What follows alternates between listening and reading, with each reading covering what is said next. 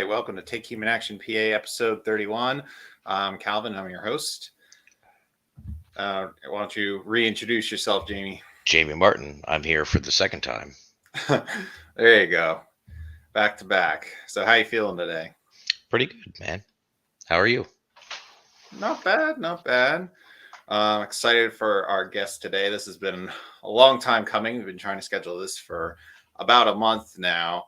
But since we are on the last episode before the convention, early bird registration ends for the LPPA on the 15th, which is this coming Sunday, I do have to mention, definitely get yourself registered for the convention if you haven't already. It's in Reading, Pennsylvania, March 3rd through 5th. The link for the convention website is in the comments below, so definitely check that out. Yeah, we have an exciting group. There's Dave Smith, Maj TOURE, whatnot, and you have to make sure that you get those in now in order to, get the good prices on it. Yeah, for sure. Just going up from here. I'll be at all the events, so you'll see me there, and I'm sure most of us will be at the events as well up in the Caucus, and it'll be a good time. It always is. This will be Dave's third year coming out to PA, so I'm really psyched for that. And we got Shane HAZEL too. We talked about his campaign a couple episodes ago.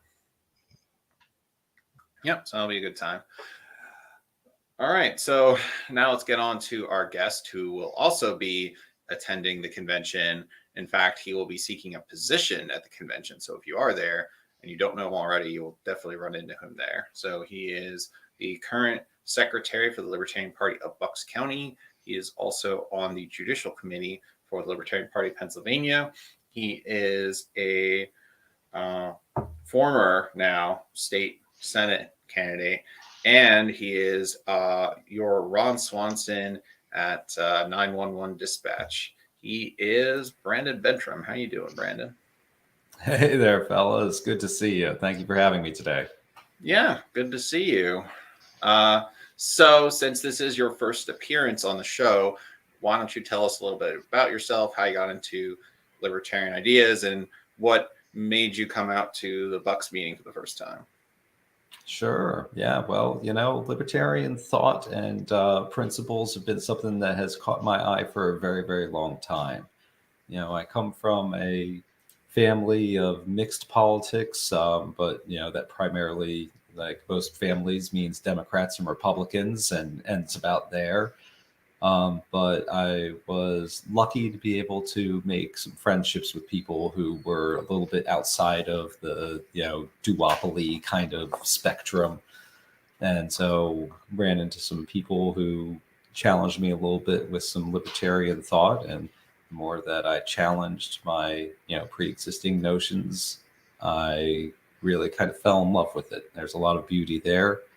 I would say probably my earliest exposure that really kind of had a hook in me was reading Ayn Rand, which I know sometimes can be a little bit controversial and sometimes can seem a little bit silly to people who are really far into libertarianism. But, from there, it was a good jumping off point where I've got a lot of admiration for the other thoughts and leaders in the movement, both past and present. And here I am. I jumped in several years ago, and I'm really happy to have found a home here. I hope that others can come and find a home here too in the near future. Well, so what made you aware of the existence of the party, or the existence of the party in Bucks County? What made you interested in coming out there?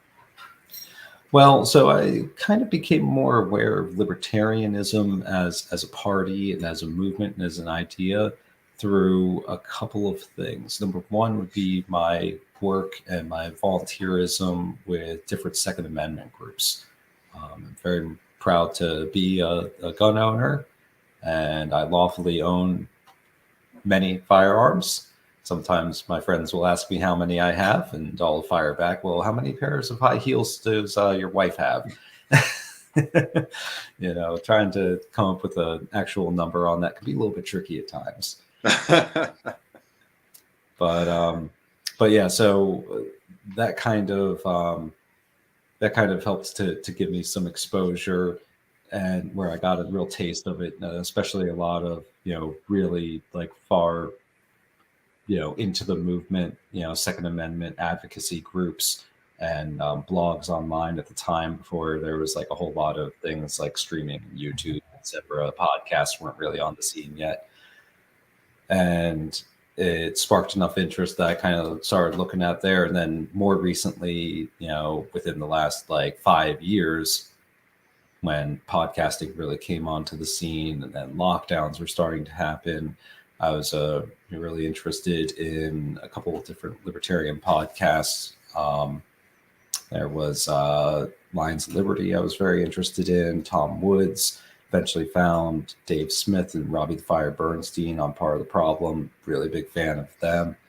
And also a big fan of debate. I love arguing. Love arguing. I think it's the best way to be able to hone and challenge your thoughts and your beliefs. And if you don't challenge them, they're not very firmly held.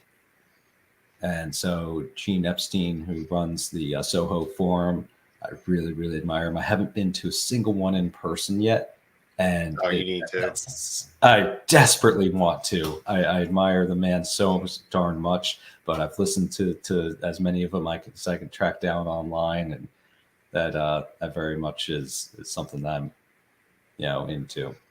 And so that's really kind of what got me to finally jump and say, hey, I should be a part of that instead of just, admiring it from afar. So here I am now, jumped in with both feet, and happy to be involved both on the county level here in Bucks County on the executive committee, and on the state level with the judicial committee, and trying to also help within the Mises Caucus. Yeah. Cool. Yeah. Bucks got a massive influx almost all at once. It was crazy how it worked out. Mm-hmm. Yeah, we're glad to have you. Yeah. Well, happy for you to I be hope somebody is. All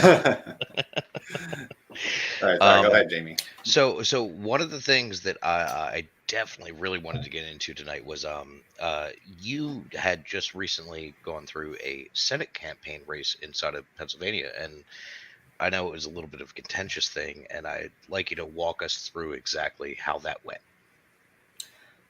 Yeah. If you haven't run for public office, I recommend you think about it, because it was quite the experience. And we're fortunate here in the Libertarian Party, particularly here in LP Bucks County, that we have a lot of really high quality individuals, and we're growing. We're seeing so much growth, which makes my heart just really, really happy. But we still are looking for more of those quality people to be able to put into positions where they can run for public office.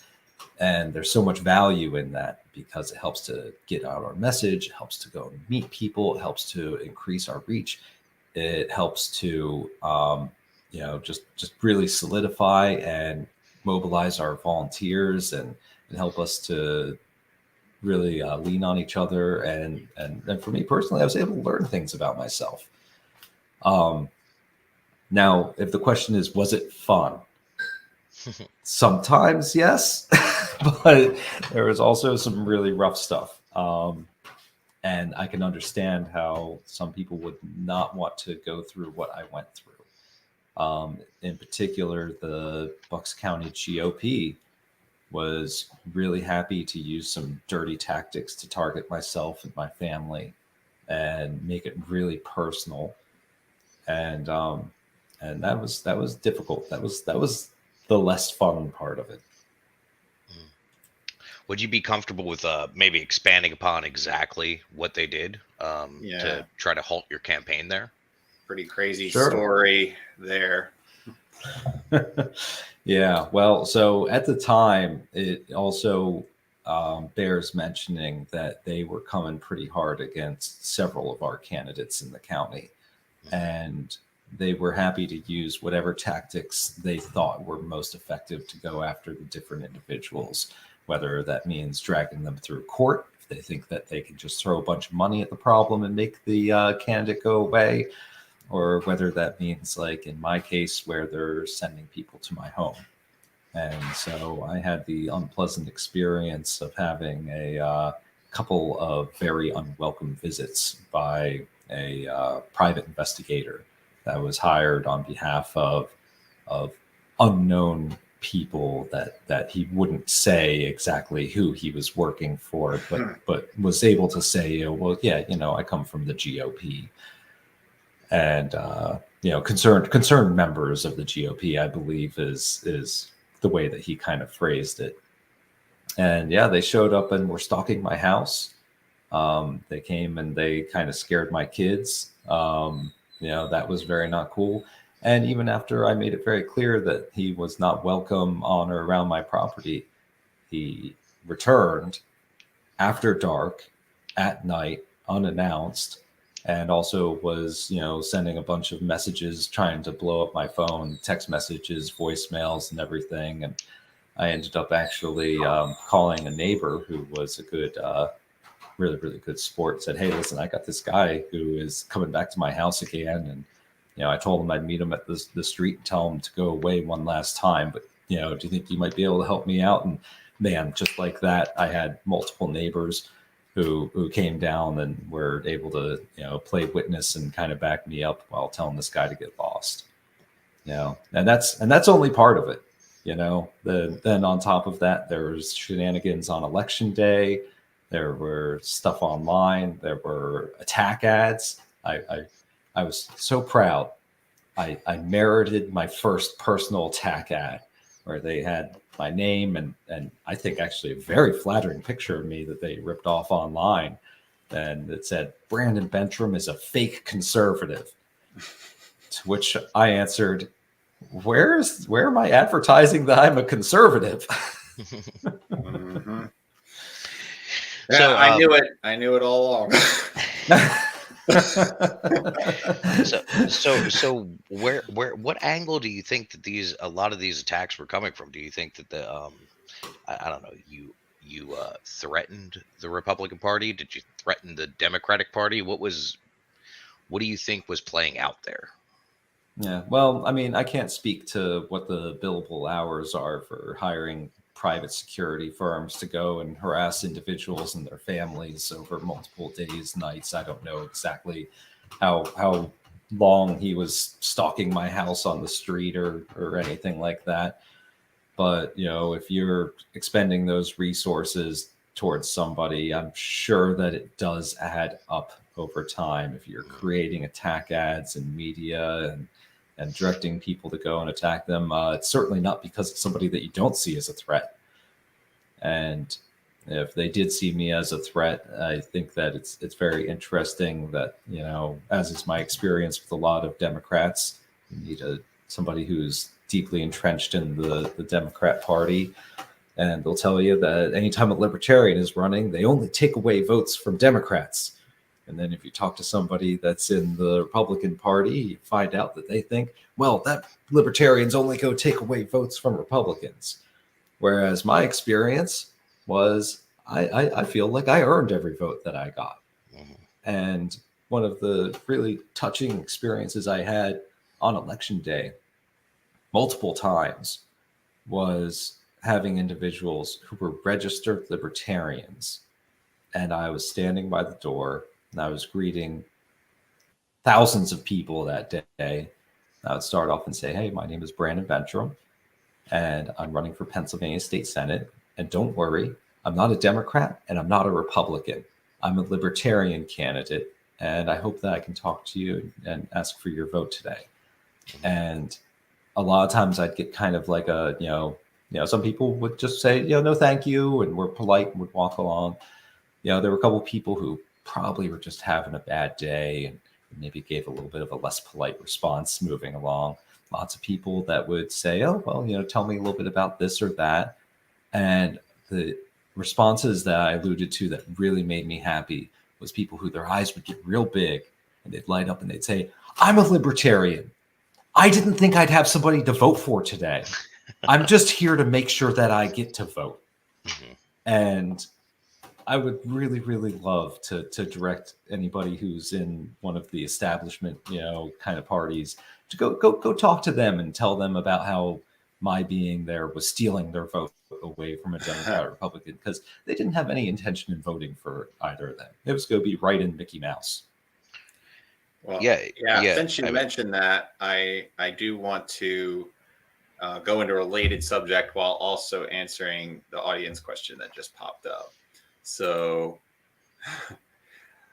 this is our illustrious chair, Rob Coburn.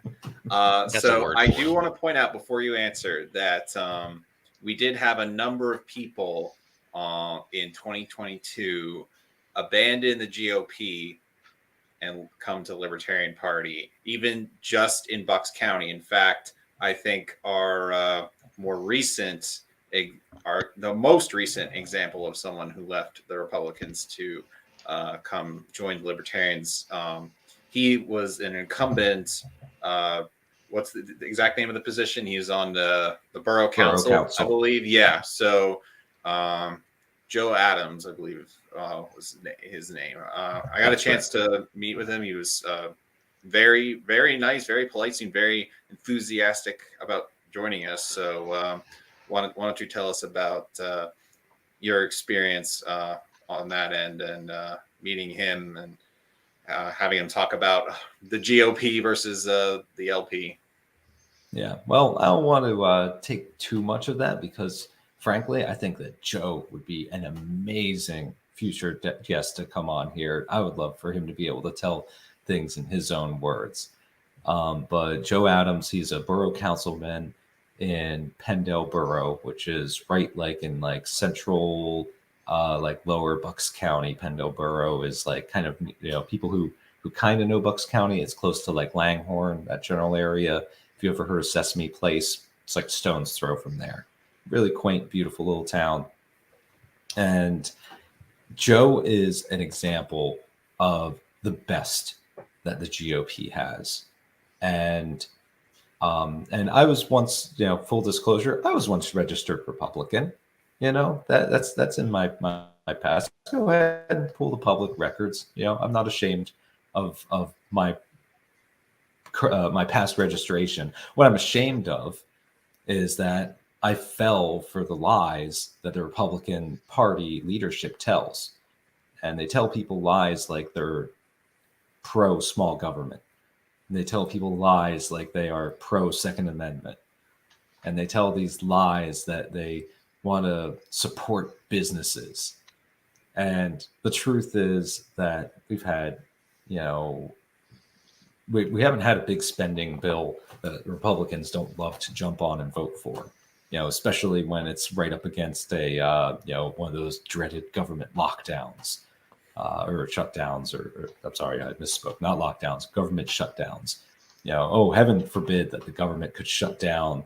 And, you know, it doesn't really shut down now, does it? You know, what do? They go and they look for the opportunities to close things that inconvenience voters. So we've got, I don't know how many hundreds of millions of acres of public parks. But, you know, as soon as there's a budget crisis and there's a shutdown, well, those are closed because there's no way that people could go and walk around and look at Buffalo and Yellowstone without, you know, the government watching over us. You know, and, you know, they look and they try to lay off a whole bunch of, you know, government workers. And, well, you know, like, that's unfortunate. And I feel for people who are trying to feed their families. But guess what? If you've got a government job, you've got one of the most stable incomes that you could possibly imagine. And a lot of those people are very happy to, you know, execute their duties when it comes to government signing bills or enforcing legislation or regulations that shut down or close down family businesses. They close down private businesses, mom and pop shops, you know, private entrepreneurs. And, you know, that's severely damaging. And I never see these government workers say, oh, well, you know, we need to think about them, until all of a sudden it's just affecting you. Now, is that a natural human reaction where you're kind of looking out for yourself first? I think so. But what are we doing to educate, inform, and teach people to show a little bit more compassion where we're thinking about others? And at the end of the day, if you have a government position, your paycheck is getting paid by everybody, and it's not voluntary. Whereas if you are somebody who's running a landscape business, or you're a tech contractor, or you're a carpenter, or a plumber, or any of the millions of tradesmen who are really important to run this country, those are individuals. The only reason that they're making money is because of voluntary transactions. And when the government goes and gets in the way of that, well, that's just despicable. All right. Thanks, Brandon. Jamie, you got one? Yeah, I mean, I guess, well, first we should note what's going on in the comments here. Adam Nutter is definitely going to be at a convention, and if you care about the poor and downtrodden, as they are saying, be sure to get his ticket. LPPA2023.com. There is a comedy show Friday night. Everybody be there. Yeah, definitely. And Adam Nutter is fantastic live. I count him as a friend. He's also on the executive committee for the Libertarian Party of Bucks County, and man, he is just a talented comic, and he's a fun guy. He puts on a great show. If you're going to convention, you need to go to his show. There's just no excuse not to. Yeah, that's one thing I really like about the group, is just that there's talent everywhere. We don't even need to go outside for everything. We can find it within the borders of our own state.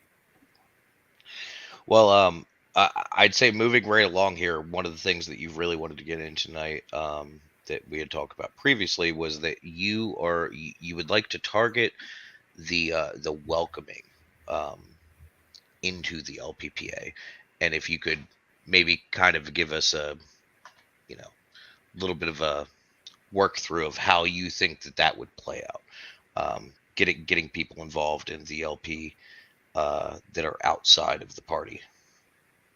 Yeah, so that's a great question, and I think it's an important one to check ourselves and to ask ourselves frequently, is where are our blind sides and where are areas that we can improve in. And we're still at a point where, if you look at a percentage of libertarians in Pennsylvania compared to Democrats or Republicans, we're still very, very small compared to both of those parties. And so that tells me that there's just a lot of opportunity.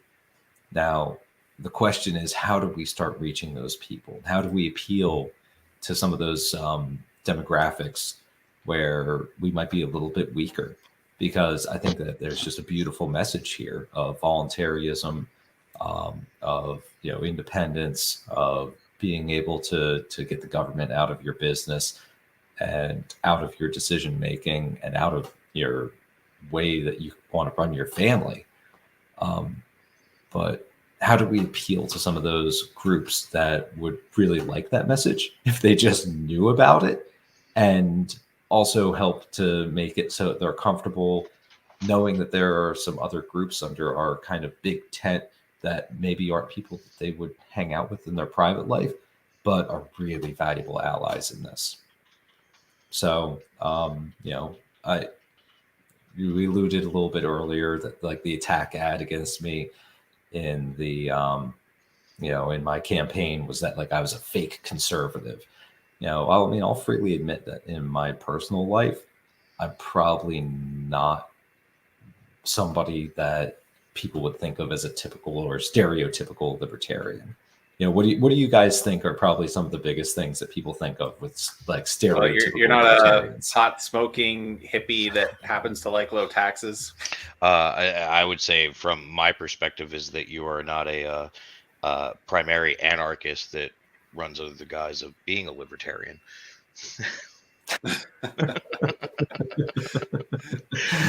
Well, we can touch on that too. You just want it to be legal to do all the vices in the world because you do them yourself, and you want it to be justified. Yeah, you don't want anyone to stop you. Yeah. So, I mean, if we're talking about like uncommon demographics, I'm a religious individual, and I faithfully attend church, at least bi-weekly, but I have a strange unconventional work schedule that makes it difficult for me to say truthfully that I'm there every single week. Um, but guess what? People still dial 911 on Sundays. So I have to work a number of those.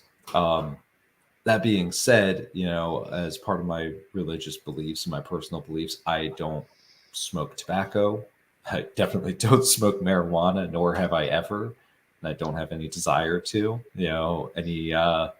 I haven't had a single drug that hasn't been prescribed by my doctor, and even those I look at with a lot of scrutiny. And I don't even drink alcohol. I don't drink coffee. If we're talking vices, everybody who's watching this, ask yourself, really reflect within. How much money are you spending at Starbucks on a weekly basis? Are you telling me that you're more conservative than the conservative who attacked you as not being a conservative? I mean, I can't say that I am. I can't say that I'm not, but I have, but if we want to talk vices, probably I was really excited when my wife made dinner this evening. It was BLTs, and I really, really love my bacon. I love red meat. I probably eat a little bit too much of it, but and I know maybe Calvin, that's not your thing, but it certainly is for me. Yeah, I'm sure our diets yeah. would be very different. Proof, if nothing else, that libertarians come in all shapes and sizes. Yeah, I certainly love my vices, so that is definitely me. Well, that's a conversation for next week, and I will get into what next week's episode is at the end of the episode, but not right now.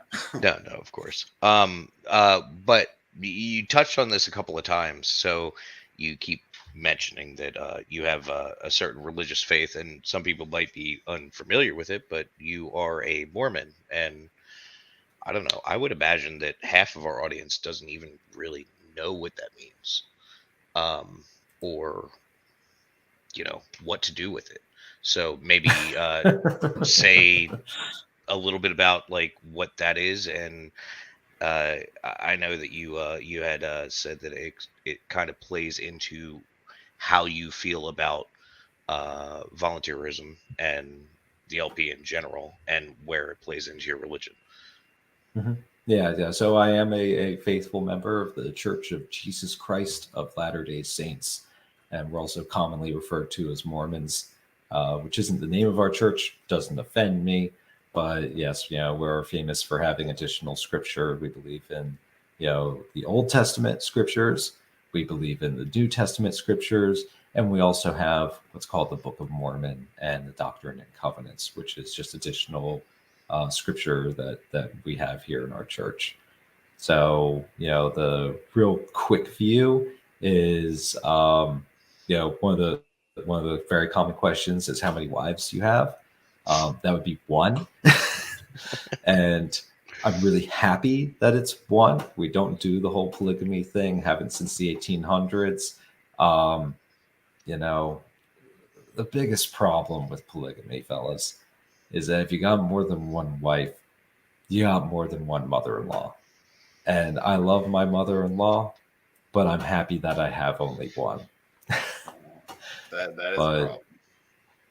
But yeah, one of the really, really important things in our faith, though, is that we believe that there is a really, really important purpose to be here on earth. And God didn't send us here just because he thought it would be a funny experiment to throw us all on one planet, have us forget anything that happened before we came here and were born, and just have us figure it out and just see what happens. It's not a battle royale. It's not a cruel experiment. There is a purpose for it. And that purpose is that one of the most sacred, important things that we have is free agency or free choice. And we need to be able to come here to be able to have an opportunity to make choices for ourselves. And some of us are going to make really great choices, and they're going to find opportunities to help and to serve others and to serve like Jesus Christ did when he was here on earth. and other people are not going to make such great choices, and they're going to find themselves, you know, draining their family or their friends or alienating them, and you know that's sometimes a real challenge, but is so important and critical that we all have that opportunity to make those choices, because you can't take that away from somebody. So, you know, we're really kind of here to be tested a little bit. And if you have government stepping in, you have government saying you cannot make this choice, or you have to make another choice, well, that's really kind of interfering with people's ability to have free agency, isn't it? Yeah. Well, So that's since the subject has come up, um, I'm curious. I'm assuming you know something about this. The actual history of the Mormons, particularly when it comes to the early days and their relationship with the government. So the history there is very fascinating. So how much do you know about that? Well, so the Mormons have the distinction of you know, having been, you know, prosecuted by the government, and at one point in time there was a Mormon war, and we didn't lose. So being part of a faith that went to war against the, well, really more the United States government went to war against us, and we managed Because to tough it out, that's a source of pride for me. yeah, they formed their own nation state, did they not? That is correct. Yeah, you know, really. So the at the time in the early 1800s, there was a lot of conversions and baptisms and movement where people were joining the Church of Jesus Christ of Latter-day Saints. And a lot of that actually happened here in Pennsylvania. Um, and at the time, a lot of the Pennsylvanians really didn't like it. And so a lot of the Saints moved, you know, westward. And at the time, westward wasn't like Arizona, California yet. This was still really early in United States history. And so they actually found themselves in places like, you know, Illinois and then Missouri. And things got to a head where, you know, the Saints were kind of gathering and you know, really concentrated area. And the governor of Missouri actually issued an extermination order for the Mormons. And that actually did not get rescinded until I want to say like the 1970s or something like that, What? like some absurdly late date. Yes. That's Yeah. much worse than I those think laws that you hear probably about, like women can't live together in Pennsylvania because it's like a brothel law or something. That's like a much bigger oversight than that. yeah. Oh, Yeah, so there was a lot of religious persecution, and eventually the Saints all kind of packed up and moved out west and settled near the Great Salt Lake, and eventually, you know, created what is now today the state of Utah. And so yeah. it really was an interesting kind of little chapter in American history where they really didn't want the Mormons. The Mormons left. They made their own nation state, and then eventually, as the United States had westward expansion, eventually they said, well, you know, maybe we'll think about it, just because they happen to be there, and it would be really hard to get them out of there, because, you know, if you're somebody who likes guns, um, we're responsible for John Moses Browning, so you're welcome. And you know, yeah, we kind of got a reputation on that one, and so, you know, I'm a convert to the faith, but I'm very proud of that chapter in my faith's history to have been able Yeah. to stick it out through extreme adversity. Yeah. So a couple other things about that story that I've read up on my own. The first was when they gathered in, I believe it was Nauvoo, Illinois. Yep, Nauvoo. Yep. When they left, they eventually made their way over to Salt Lake City on much of the same route, and at the same time as there was mass migration on the Oregon Trail in like the mid 1840s through like the 1850s.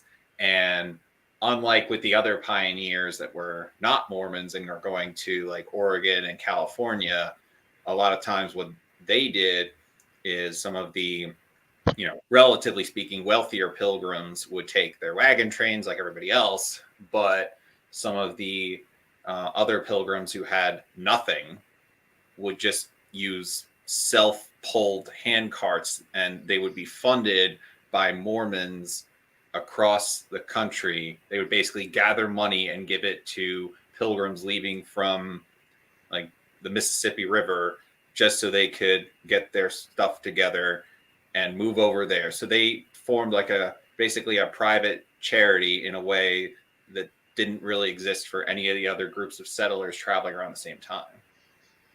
Yeah, no, that's correct. And that spirit of pioneer individuals who are willing to go, and some of these, when you say some of these people were impoverished, they weren't. It's important, I think, to recognize they weren't impoverished by our standards today. These weren't individuals who only had like a couple of pairs of shoes and like had a hard time sometimes funding their Netflix account. These were sometimes individuals who were leaving the East Coast of the United States with maybe one pair of shoes, maybe just rags on their feet. The kids most certainly didn't have it, and they're willing to walk from New York, Pennsylvania, Virginia, all the way, pushing hand carts the whole way, all the way out to Utah, Idaho, sometimes all the way out to California.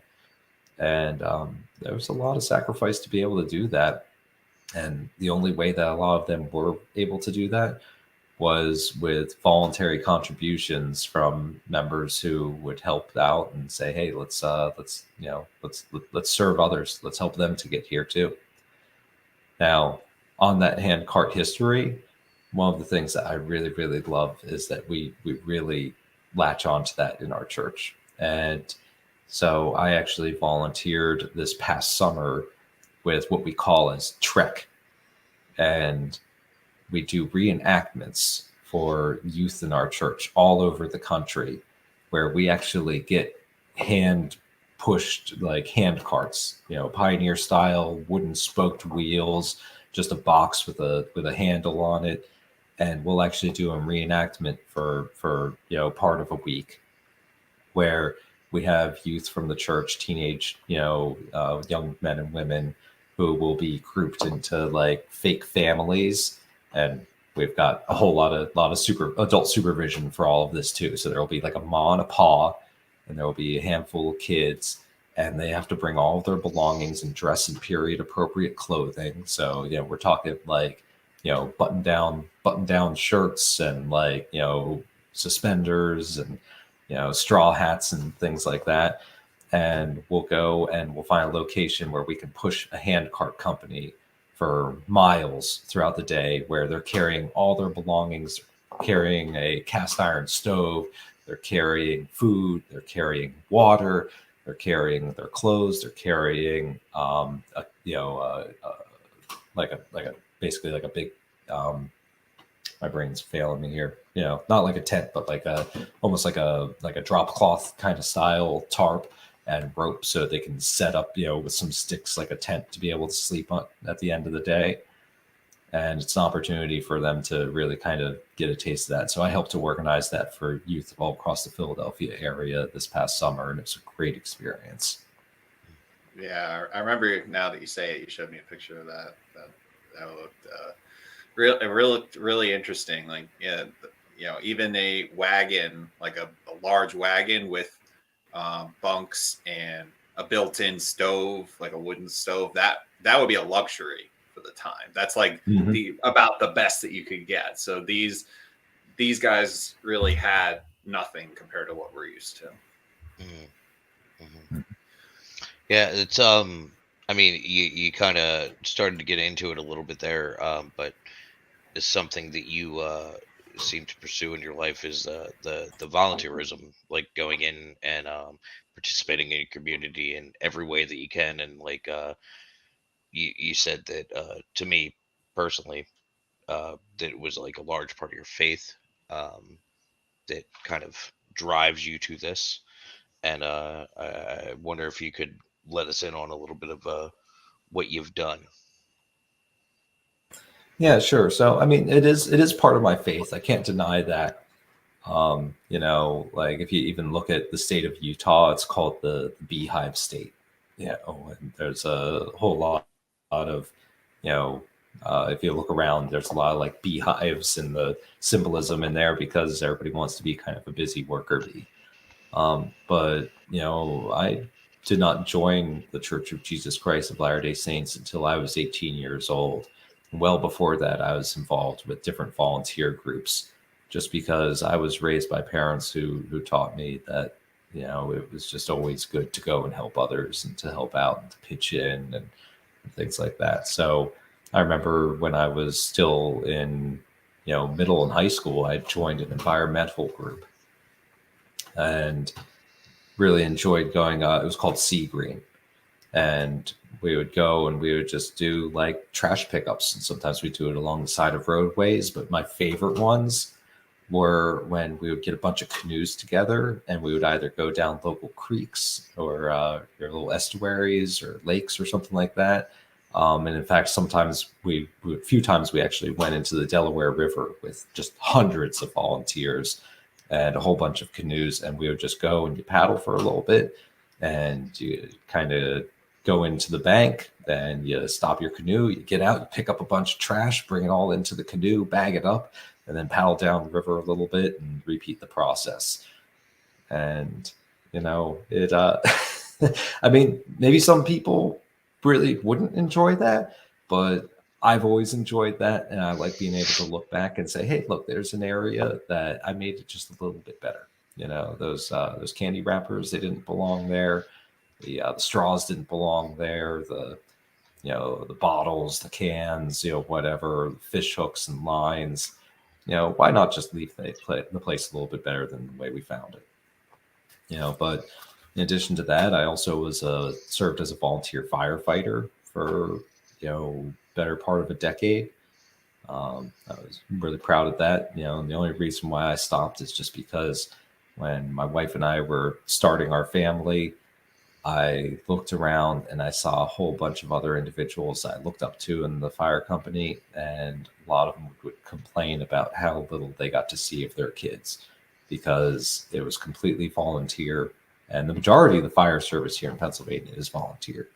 A lot of people think it's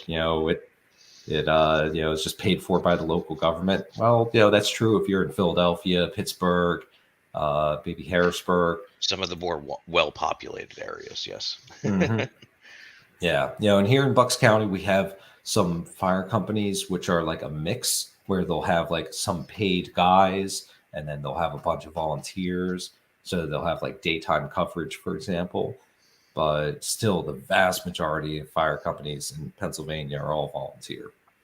And so the only reason I kind of got out of it was because I wanted to be able to be there for my kids while they were young. And I've got 3 wonderful daughters, and I've really been enjoying being a dad and still toy with the idea of getting back into the fire company. But beyond that, I volunteer my time with scouting programs. I've been with Boy Scouts, with the Cub Scouts, church youth programs, and obviously volunteer a whole bunch of my time with the Libertarian Party. Oh, and also Second Amendment organizations, which I mentioned earlier. So one question that I kind of formulated here while we were talking is what drove you to want to run for the Judicial Committee? How did you end up there, of all places? Because it seems to be one of the most hated places for a position. Well, through my experiences in the LPPA JC in the past year, and with serving on the XCOM in Bucks, I can say with a pretty small population, there certainly have been some resignations and vacancies and hesitancies for wanting to even be there to begin with.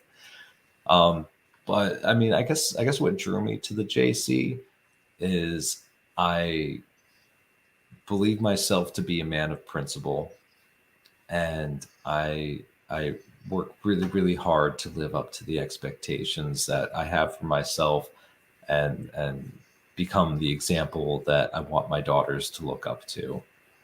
And I think it's important that we have individuals in judicial committees to be able to be a safeguard against, individuals who might be in leadership positions that might be doing things that are not exactly within the scope of their positions, or maybe outside of the bylaws that we've decided on as a group, and just have somebody who can be very, very neutral in looking at that thing and calling the balls and strikes. And by the way, sometimes those individuals might be trying to do something that in their mind they think is right. I don't want to say that every time that there is something that comes before the JC that it's because somebody necessarily has outright malice, but maybe they just have a different understanding on an interpretation on an issue or something like that. And I do pride myself on being detail oriented. If you talk to some of my friends and my family, instead they might say, well, he's a little bit uptight. I've got fuel logs in each one of my cars or trucks or vehicles. And heck, if you give me a couple minutes to go off camera, I could even get one of those. And I can tell you what I paid for gas for my, Saturn SL1 back in, 2004. And I can tell you where I got the gas, how much it was, and how many gallons I purchased.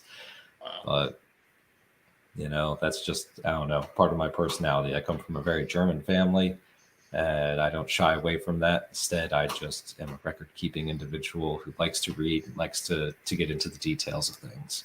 Mm-hmm. And you don't like those Polish libertarians, definitely. No, those Polish libertarians are fantastic. Beautiful, long. I'm not even sure who you're referring to. Flat, wonderful dancers. Just trying to throw him a bone at this point. Well, I am just under half Polish. Oh. Yeah?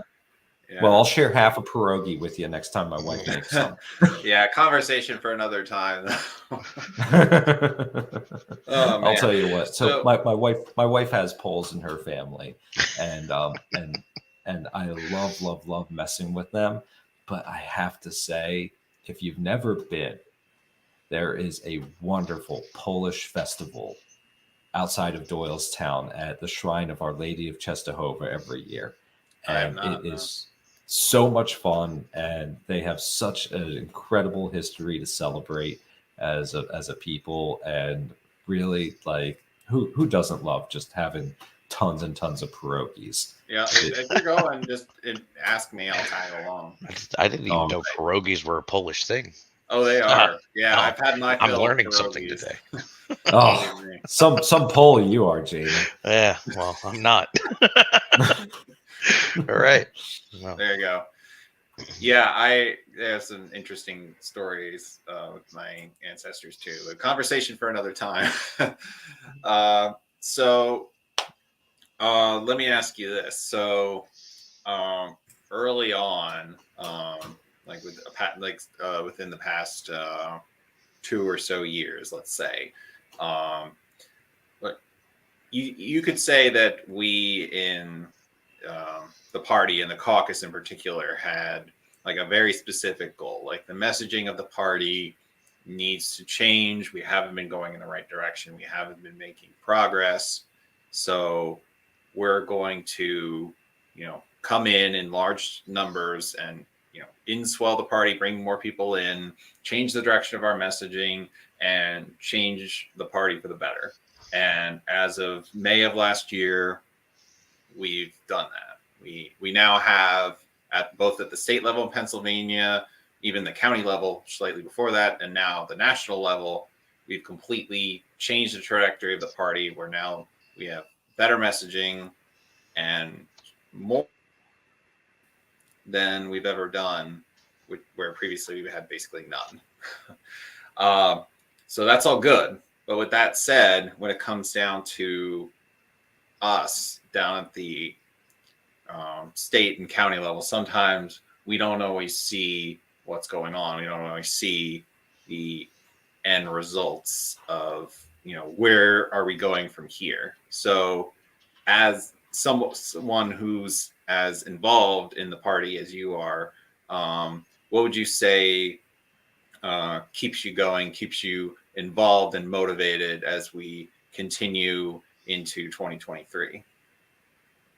Well, yeah. So, I mean, the Mises Caucus is the dog, and we finally caught the ball. Now, what do we do with it? And like you said, cleaning up messaging and be able to get more effective and actual libertarian messaging out there was an important goal. And I think that by and large, we've done pretty well with that. And I'm proud of a lot of that. Now, it's not that that hasn't come with some controversy. There's some states that maybe, push things like really close to the edge with, controversy, and sometimes they, ruffle up some feathers. And I think that's okay. I think that we need to have some of that, and that's an important function, even if the content of what they're saying might not necessarily be something that I would have said myself. But and I think that maybe I kind of failed to fully answer this earlier. We need to be looking at opportunities to appeal to wider groups and demographics. And, it's important to get individuals, I don't know if I'm the best example or the perfect example, but, but take me as one, going out there and saying, hey, I'm a libertarian and I'm involved, and I'm not a stoner. I'm not a big pothead, but guess what? I've got a whole bunch of friends who are, and they should be able to do that. And let me tell you why. And be able to intelligently talk to people about how damaging the drug war is. And by the way, it's not just damaging to individuals who do drugs, because the child who lost his mother or his father to a long long conviction, now they're in prison for something that they had just a little bit too much marijuana on them or something. Well, guess what? That kid who's missing his mom or his dad for sometimes years at a time, well, he's an innocent victim in this. And would I personally rather mom or dad maybe weren't token up all the time? Well, yeah, sure. But I think that it's a lot less damaging that sometimes mom or dad, responsibly go and have a little bit of grass, and the rest of the time they love and they care about their kids. Not that there aren't situations where there's abuse, but that's a totally separate conversation. I've known plenty of individuals who use substances very casually and very, I would say as responsibly as one can. And I have no problem with that. Doesn't automatically make you a bad parent, doesn't make you automatically a bad person, doesn't make you automatically a bad employee or a bad member of society. And to throw those people into prison for what are generally nonviolent crimes is really just a terrible mistake. And it's big or bigger of a mistake than when we tried the whole prohibition on alcohol thing. Now, I'm not somebody who drinks alcohol. And by the way, there are plenty of people who do drink alcohol, and they're not breaking any laws by doing that. And they'll spend all day, every day completely blasted and, do real damage to their kids.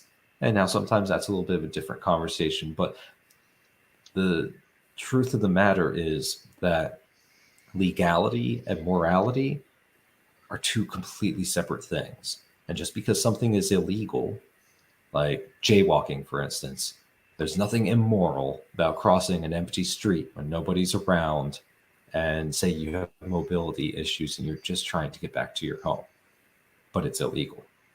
And there's nothing illegal about getting totally drunk, sitting at home and ignoring your kids, but I would say that is immoral. And people need to draw a distinction and stop using the government to try to force morals or try to pick and choose what is and is not okay. And so I just want to go and try to reach those individuals who maybe don't fully understand that, or maybe haven't been challenged to think about that, and say, hey, here's an area where we can get behind a lot of things that you do care about. Because how would you like to keep more money in your own wallet? How would you like the money in your wallet to be worth more and stop having the value inflate away? You know, maybe don't lead off with end the Fed, but that's something I definitely am interested in. But it's an education barrier where we need to be able to reach people and say, hey, you know what's really crazy? I just had to take out a second mortgage to be able to get some more eggs for my refrigerator, feed my kids. You know, and a lot of people are really angry about that, and they don't fully understand the why behind this, why this is happening. And that's why libertarian theory and you know, Austrian economics are just so beautiful once you're able to teach and educate people about them. You know, and I'm seeing the comment you just pulled up, and Rob is absolutely right. Yeah. Yeah, no. All I have to say to that as a faithful member is amen. You know, if you're trying to legislate morality, it's just not going to work. You know, look at all the morality that's being legislated and enforced over in Iran right now. And you have people that are being hanged and killed for, you know, running afoul of religious police. You know, and that's another extreme end of things, and that's also immoral. Mm-hmm. Yeah, and to circle back to the question from the beginning, I think this is a good comment that sums it up basically. So we're looking to get Mises Caucus Energy back into the party by getting involved in the committees and campaigns. Brandon is not running this year, unfortunately, but campaigns like Brandon's will definitely need help, including in Bucks County and the rest of the counties in the state. Yeah, so the best thing that you can do if you're not already in the caucus is sign up at takehumanaction.com. And if you are already in the caucus, or if you don't intend to sign up as a member of the caucus, but you want to work on a campaign or run as a candidate yourself, sign up at runaslibertarian.com. So that's what I would recommend. Yeah, and I might challenge you if you're somebody who's watching this and you're interested in freedom or liberty issues or the Libertarian Party, you haven't joined up yet. You know, now is just the absolute best time to do it. You know, it's kind of like that old, you know, adage about, like, you know, trees. You know, the best time to plant a tree was 20 years ago. The second best time is today. You know, I feel the same way about getting involved and to try to be able to help to move the metric a little bit more towards individual liberty. You know, there's a whole bunch of really great, you know, things that are out on the internet, you know, with meme culture and everything. And I really enjoy the one with, you know, like the way that people look at libertarians, and it's a guy who's like holding a bunch of machine guns over, you know, a bunch of, like, you know, marijuana plants or something like that, you know, and actual libertarians. And it's a guy who's before council and says, I don't understand why the government can tell me what color I can and cannot paint my garden shed. You know, let's help to show some compassion and help people so they can just live their lives and be left alone. If you like being left alone, let's help others to be able to have that privilege also. Yeah, Brandon Bentrim, support legalized cocaine. Yeah, here we are. Yep. I'll add that to his flyers for the next time he runs for office. Oh, definitely. Hey, I'll say it on video unequivocally. Yes, I support legalizing, as our esteemed president Barack Obama said, a little bit of blow. Yeah. Well, one other campaign issue I want to highlight, since it is important: voter nullification. We talked about it in the last episode, so we don't need to go into too much detail on it again. But it is very important. That is a very key way to bring unjust laws to heel. Yeah, absolutely. I actually have a good friend who sadly moved out of state, Andy, who got kicked off of the Bucks County courthouse property for handing out flyers about jury nullification years ago. Yeah. Yeah, and Rob was telling us last time that you can't even mention it as a juror, or they'll just invalidate the whole jury and call it a mistrial, which is absolutely insane.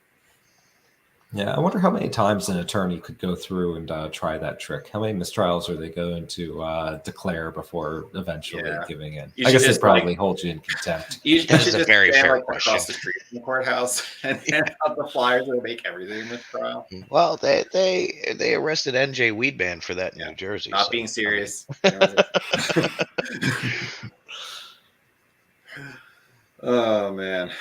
All right. Well, we're getting to an hour here. So do you have anything else you want to talk about before we wrap up here? Oh man, just BLTs. If you haven't had one recently, you got to go find yourself some quality bacon, crisp it up real nice.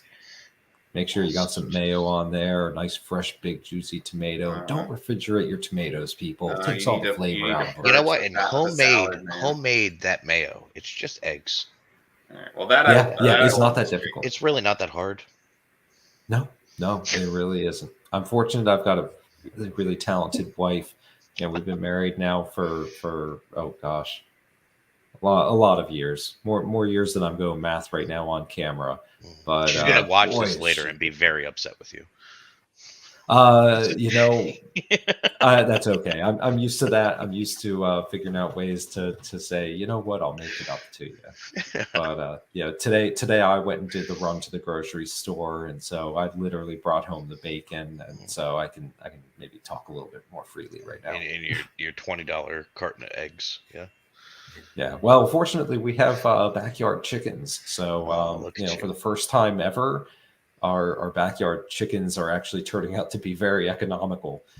Most of the rest of the time eggs were so cheap that it really kind of was silly, but now all of a sudden seems like it's a steal.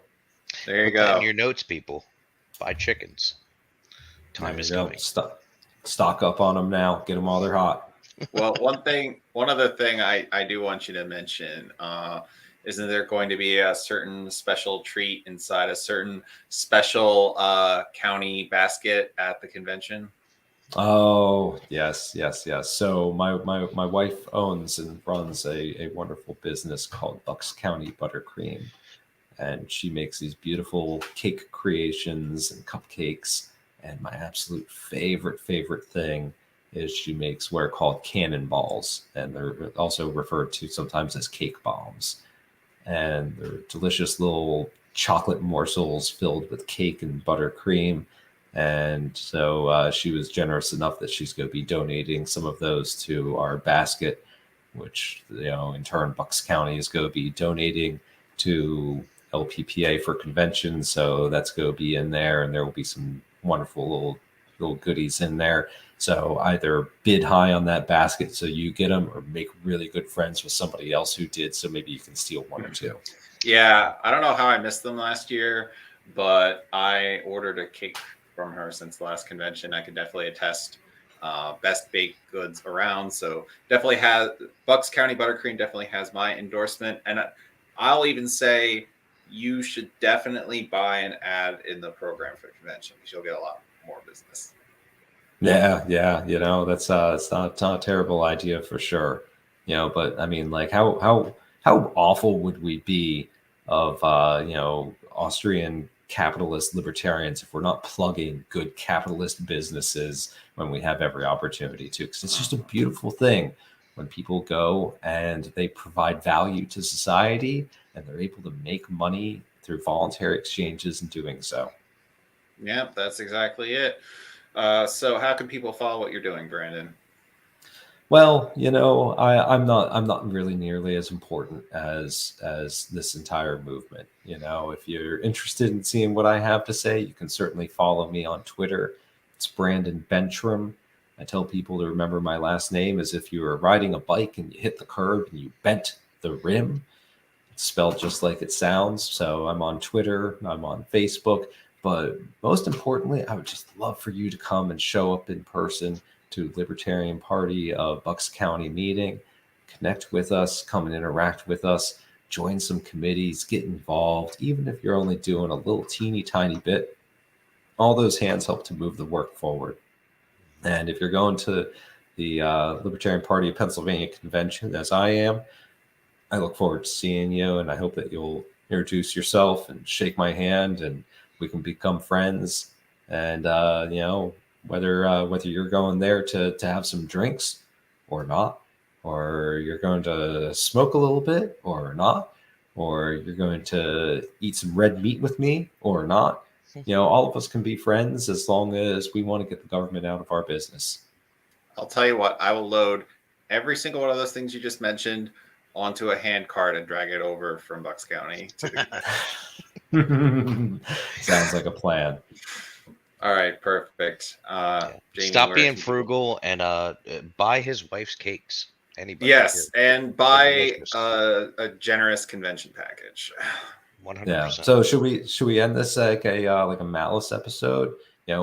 Calvin, what has been your favorite part of this interview? Well, I was going to give Jamie a chance to plug where people can follow him.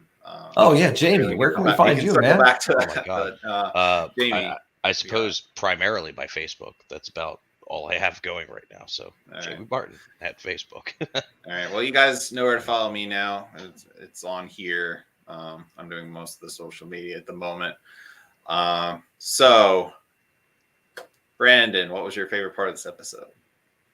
My favorite part of this episode is just looking at the beautiful people that I'm here with, and just knowing that this is a movement that is growing and it's becoming more and more of a threat. And you can tell the impact that we're making by how hard the establishment members of the GOP and the DNC are coming at us. And believe me when I say that the more success we have, the nastier it's going to be, the more the gloves are going to come off from those people, and the more attention they're going to focus on us.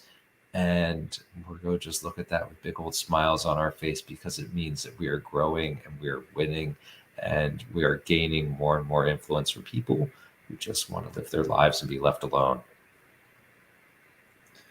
Well, you are welcome. And don't forget to take human action. Bye.